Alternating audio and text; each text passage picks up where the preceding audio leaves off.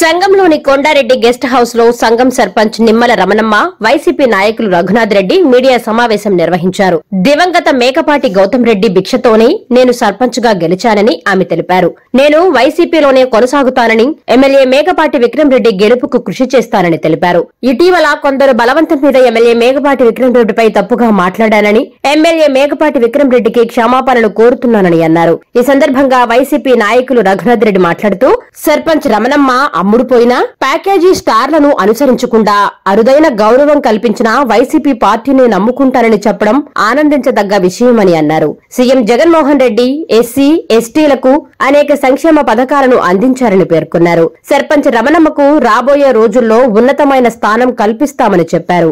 ఈ కార్యక్రమంలో వైసీపీ మండల కన్వీనర్ శంకర్ రెడ్డి, సంఘం దువ్వూరు సొసైటీ అధ్యక్షులు శివకుమార్ రెడ్డి, మదన్ కుమార్ రెడ్డి, సంఘమేశ్వర స్వామి దేవస్థానం చైర్మన్ రవీంద్రబాబు, కృష్ణారెడ్డి తదితరులు పాల్గొన్నారు. మొన్న నిమ్మల రమణమ్మ గారు, గతంలో మేకపాటి విక్రమ్ రెడ్డి గారు ఇక్కడ మన ఈ గెస్ట్ హౌస్లో స్టే చేస్తే ఆ రోజు అంతకుముందు 10 రోజుల నుంచి కూడా నిమ్మల రమణమ్మ గారు మాతో మాట్లాడి, అయ్యా నేను గౌతమ్ రెడ్డి భిక్ష వల్ల మీరందరూ కష్టపడి పనిచేస్తేనే నేను ఆ రోజు సర్పంచ్ కాగలిగాను. వైఎస్ఆర్ కాంగ్రెస్ పార్టీ ఇచ్చిన ఒక ఎస్టీ మహిళగా నన్ను గౌరవించి ఈ సర్పంచ్ పదవి నాకు ఇచ్చారు.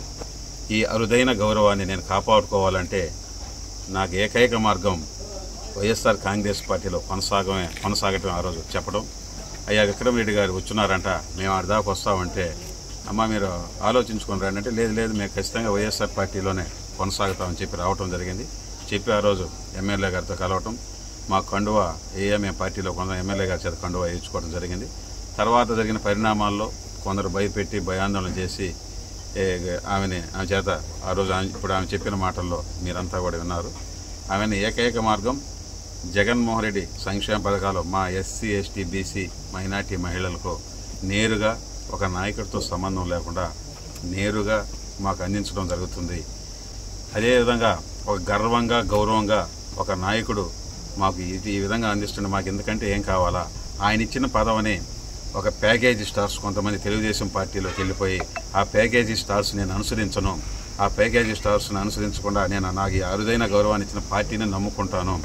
గౌతమ్ అన్న లేకపోయినా కూడా ఈరోజు వాళ్ళ తమ్ముడు ఆయన నియోజకవర్గ అభివృద్ధికి తోడ్పడుతూ ఉన్నాడు. విక్రమ్ రెడ్డి గెలుపు కోసం నేను కృషి చేస్తానని ఈరోజు మీ అందరి ముందు చెప్పడం జరిగింది.